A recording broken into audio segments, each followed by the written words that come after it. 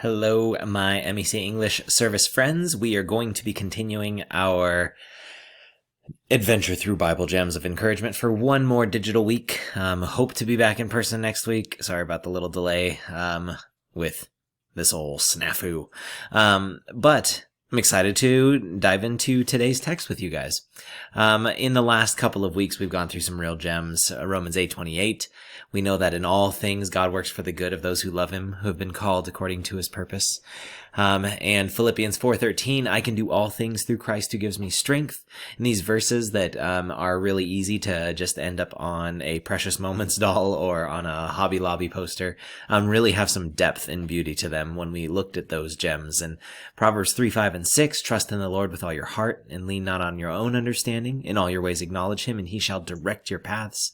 And 1 Peter 5:7, we looked at in the in a bilingual message that was part of the main service. Cast your anxiety on him, for he cares for you. And so, like I said before, I really do encourage you guys to memorize these things, because when you have these things, these words of encouragement, these gems in your heart, it makes it so that as you go through your life, you have this source to pull upon in any given moment. And so we've talked about this before, gemstones, that takes environmental conditions and elements to make them. And we don't just get gems right out of the ground shining. Even if they look pretty good, you got to polish them up. Which means, taking a look at them, repetitive contact, pressure, exposure, actually trying to look at them instead of just, going with whatever comes to us at first glance. And so this week we're going to be looking at a verse and we're going to polish it up. And this is 1 Corinthians 10:13. It says this: no temptation has overtaken you except what is common to man. And God is faithful. He will not let you be tempted beyond what you can bear. But when you are tempted, he will also provide a way out so that you can endure it. And so this text, I love it. And I think that especially if we understand this text, I think the things that control our lives in negative ways, we realize it gives us the strength and vision to realize that doesn't have to be the reality. And so the first thing that you might notice, before we kind of unpack the truth here, like just on its face, it's already got some great stuff there. But you'll notice that there's 3 footnotes that are referenced. And if you're reading this in the NIV, this is how they describe it. It says the Greek for temptation and tempted can also mean testing and tested. So it's no temptation or no test has overtaken you. He won't let you be tested beyond what you can bear. But when you are tested, he'll also provide a way out. And so it's not one or the other, but it really can mean both. And the difference between testing and temptation is something that we in English try to differentiate, because we try to say that temptation is something that's trying to lure you to sin, and then testing is when you go through something difficult. But I think if we actually really unpack what a test is if we fail the test, usually it ends up in some sort of sin also. And so temptation and testing, we distinguish these in English, but in the Greek language, it's only context and the nature of the actual test or temptation that lets you distinguish really what its outcome is. And so, we got to look at in the environmental conditions, and we have to look at the elements involved. And so the environmental conditions, this comes from 1 Corinthians, obviously, that was the reference. And the environment of Corinth in the first century was such that a lot of biblical scholars like to call Corinth Sin City. And naturally, we actually have a city in modern America that has that same moniker, which is Las Vegas. Now, I get it. There are suburbs in Las Vegas, and it can actually be a pretty nice place to live, except for the ridiculous sweltering heat. But nevertheless, Las Vegas has this stigma as Sin City because it is a place particularly on the Strip, particularly in certain clubs, in certain casinos, in certain places. We have phrases about Las Vegas like what happens in Vegas stays in Vegas. There are businesses that bank on people being willing to consume more than they should, do things that they shouldn't with their money, and do things that they shouldn't with their bodies and their eyes. And Corinth was no exception. In fact, Corinth, if you're like, man, people in biblical days don't understand us. If you knew the things that they did in Corinth, if you just pick up a Bible dictionary, or a historical background commentary and read about the things that people in Corinth, you surely would blush. That these behaviors, that sin, that promiscuity, that wild living, that overindulgence, is not only permitted, not only tolerated, but celebrated in this context. And so this is the condition that brought this verse up, that makes Paul say, hey, no temptation has seized you that's not common to man. And then we'll unpack what all that means, but we got to know he's talking to a group of people who live in Sin City. A group of early Christians who that has been their upbringing, where sin has been glorified and even part of religious life, right? The temple structure worshipped gods that smiled upon people doing, eyebrow raise worthy actions. Now, Paul doesn't just dive in and he's like, Corinth's real bad, right? But you don't have to worry about it. He wants to be relatable. And so what he does is he actually quotes from the time of the Israelites when they were in the wilderness. And he says, hey, they threw a party as well for the golden calf. And there was this revelry that they did. And then the Levites had to cut a bunch of people down. And a lot of people were engaging in things that they shouldn't engage in. And God sent a bunch of snakes to kill people. He actually cites, and 23,000 people died on one day. Kind of talking about the fact that not only are temptations a modern reality in his day, in the first century, but temptation was a thing that ancient Israel had to deal with, and God had to deal with it as well. Not that God was tempted, but God had to deal with his children. And so Paul says, look, I'm going to drop this bomb about how no temptation can seize you or overtake you, that you can't handle. But he's going to say, God's people have dealt with these things before, and there's a history of people who have had to deal with temptation and testing. Now, let's get to those elements. We already talked about how tempting and testing sometimes are two sides of the same coin, or at least just different inflections of realities that lead us potentially to sin. Overtaken is the word lambano in Greek, and it usually means to like take or receive, or my face is blocking the word, or to lay hold of something, to be like, it's mine. And so he says no temptation has been like, it's mine to you. It doesn't have ownership of you. It doesn't get to have you. Except what is common to man. Anthropinos, is the word that's used here, and it means it just really means relating to humans. So he's like, there's no temptation that can take a hold of you. That's not a normal human thing. And then, there's a lot of these things. I'm not going to give you all the Greek, because a lot of it, when you just follow the Greek, it's like, yep, that's exactly what it means. And God is faithful, and he will not let you be tempted beyond what you can bear, but he will provide a way out, ekbasis. He will provide a way of escape, an exit, so that you can get out of there, and so that you can stand up under it, or you can endure it. It literally means to bear up under, so that you will not be crushed by it, but rather you can stand the pressure that's being put on you from above. So those are the elements of this, and we got the Sin City context, and so what do we do with this information? I think the first thing that we need to acknowledge is that when you are tempted, when you are tested, when you feel like you want to do something that you know you shouldn't, when you feel like you can't take something anymore, know that what you are experiencing is a normal human experience. This is a thing that is common to man. Every temptation that you have, people in the world, in the past have had that temptation before.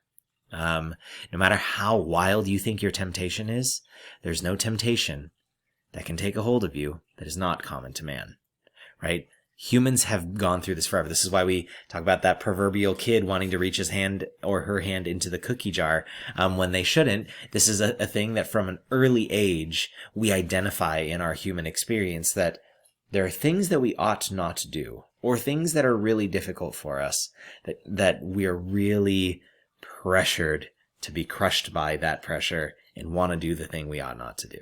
It's universal. It's common to man. And he says, you know what? God will not let you have a temptation that is more than you can handle, right? I remember the very first time that I tried bench press. It was in I think it was in the summer before my freshman year. And I remember thinking that those little 10-pound weights, that you put in the gym, 10 to 25-pound weights, I think it was 10s.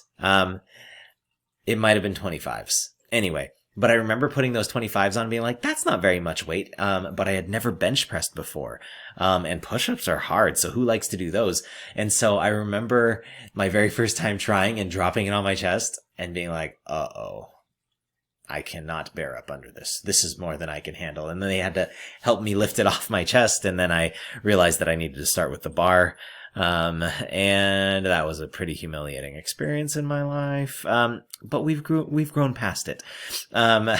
So God will not allow us to be tempted with more than we can handle. He will not drop 6 plates on our chest, right? He won't give us more than we can actually tolerate and bear up under. Now, you might be like, well, then why do I sin? Why do I fail in temptation? And I think that he gives you the clue at the end of this. This is the encouraging part, right? Not so if you're like, oh, but I still fail, does that mean that either God's given me too much or I'm just an awful person? No, I think the clue here is that he says God will provide a way of escape. God will provide an exit so that you do not have to fail or be crushed by temptation. And the trick is, you got to recognize God's exit. I think that sometimes we're in situations and there is an exit and we miss it and we fall into temptation, and we miss it and we're crushed by the test. So, let's kind of unpack these different exits that we got. The first exit is my favorite exit. Exit 1 is the pre-exit. If you know the temptation and you know you will struggle with denying the temptation, exit before you enter. This is so important. I remember watching a video about using, your high willpower moments to help you at your low willpower moments.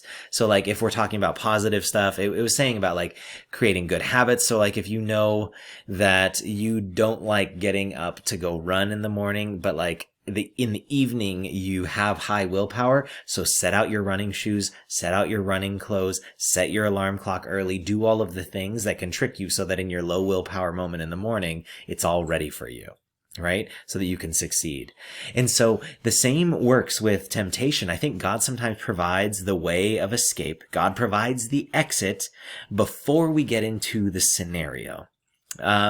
For example, if you know that group of people, every time you hang out with them, you totally want to vape, or you totally are tempted to use substances, or you're totally tempted to, I don't know, drink if that's a legal thing, or if it's an illegal thing, you're tempted to do things that you're not supposed to do. And you know that if you get in that situation, if you go hang out with those people at that party, that's what you're going to feel like, then don't go to the party. I mean, it's pretty simple, right? Especially if you know what you're going to do when you get there. I think a lot of times when talking to teenagers about when they're, especially if teenagers that date and have a boyfriend or girlfriend and they're struggling with setting boundaries, and they're like, I don't know, we just keep failing and crossing the lines on these boundaries that we would like to set with each other physically. And then when I ask them okay, cool, why does this happen? And they're like, okay, so we were hanging out at my house alone. And I'm like, okay, problem. Maybe the way of exit is before you get at your house alone and when you know that your parents won't be there for a long time. Maybe the way of exit is making sure that you've always got dad over here in the corner, hanging out with you. And in fact, like eat dinner with the parents. In fact, watch the movie on the couch with the parents. Maybe that is a significantly better way. You exit the temptation before it is created. Or maybe you know that when you have an iPad or when you have your phone, you know that when you are alone at certain times, or you know that when you have that device to yourself, you go places that you shouldn't go on the internet.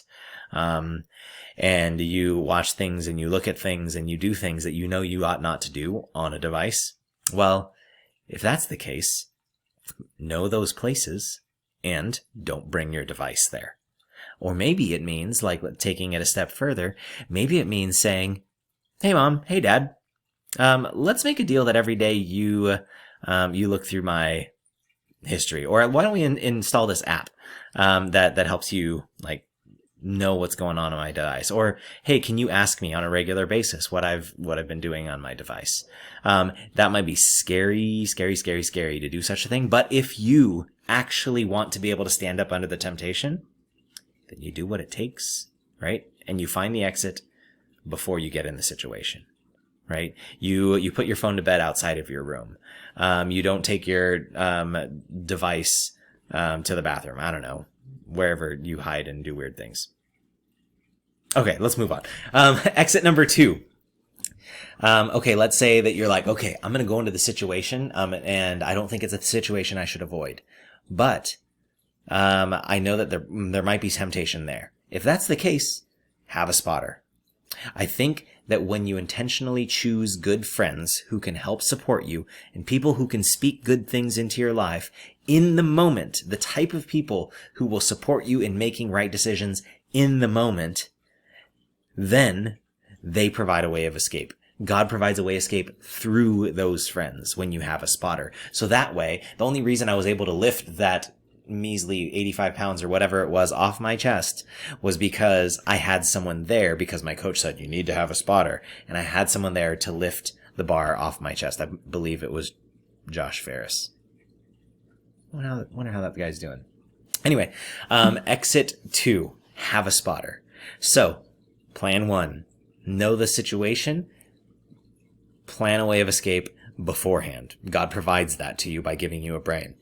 Plan 2, get friends or people that you care about who can help support you, and spot you when the bar might be too heavy. And then, if that is the case, if that's the case, then you know, okay, when I hang out with certain groups of people, I know that there's a group of people that likes to gossip a lot, but like they're part of my study group and I can't like not study with them. Well, find one of your other friends who loves Jesus who can come with you and hang out and do the study group with them. So that like you can have someone there being like, cool, we're not going to join in on the gossip, right? We're not going to join in on the bullying. We're not going to join in on, whatever it is that you don't want to be doing. Because you'll have that support there next to you. And the last one, and I think that exit 1 and exit 2 are probably like going to be some of the most common ones for you. And exit 3, I think really applies just to tests, not temptations. Because I don't think, and this exit is to go through it. I don't ever think the answer to a temptation for sin is to just sin. I don't think the answer to the temptation of doing wrong things is to just do the wrong thing and get it over with. I don't think that's the thing. But there are times when we have tests. There are times when like difficult things are happening in our lives. And I think that, yes, in some of the difficult things that happen in our lives, like strife and struggles in your family, or man, even just the whole pandemic thing, or sometimes it's a class that you're really struggling with, and sometimes it's relationship issues that like it's not a sin thing, but it's just like a really difficult thing. It's just a test. I think you can apply exit 1. I think you can set things up so that you can have more strength to bear through or make it easier for yourself. I think that you can have spotters there to help encourage and support you through tests. However, I think that there are some tests that your answer just needs to be Anna's answer from Frozen 2. And sometimes you just got to do the next right thing and just go through it. I don't know if you've seen the movie, so I don't know what's the rule on spoilers. It's been a couple years. But she is in a really dark, dark place. And what she has to do to get her happy ending eventually is not know that it's all going to work out okay, but rather to just take the next step. Right? Do the next thing that you have to do. Continue to push through in the test. And I think that this is where this verse can give us hope, is to say, well, God has promised that I can handle this. That he wouldn't give me a test or a temptation that I could not handle. And so I know I can push through this. I know I can handle this. And the reason you can know that you can handle it is not only because you have this promise written by the Apostle Paul in this beautiful biblical gem, but we also know that we have a God who showed us it's possible. That Jesus in the flesh went through the temptations and the tests that we as humans have. No temptation has seized us except what is common to man. And when Jesus came in the flesh, he was a man. I know that sometimes we're like, well, Jesus was God, so it was easy. No, Philippians 2 teaches us, another wonderful biblical gem, that he didn't consider equality with God something to be used to his own advantage. Rather, he made himself nothing, taking the very nature of a servant, being made in human likeness. And so when the second person of the Trinity, God the Son, gets put into human flesh, he becomes a human and says, and this is how you do it. And he goes through every temptation. He goes through every test. A lot of temptations and tests that probably we wouldn't ever have to face. And he shows us that we can do it.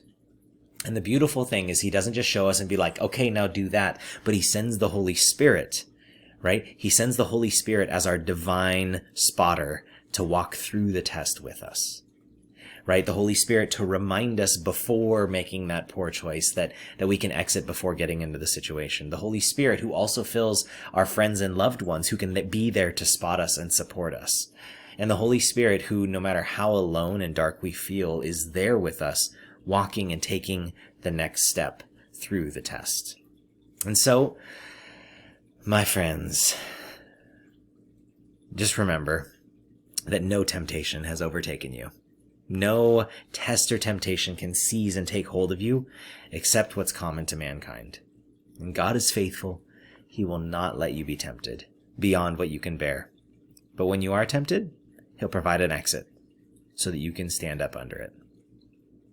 May the Holy Spirit empower you and give you the strength to find the exit. Have a great week, guys.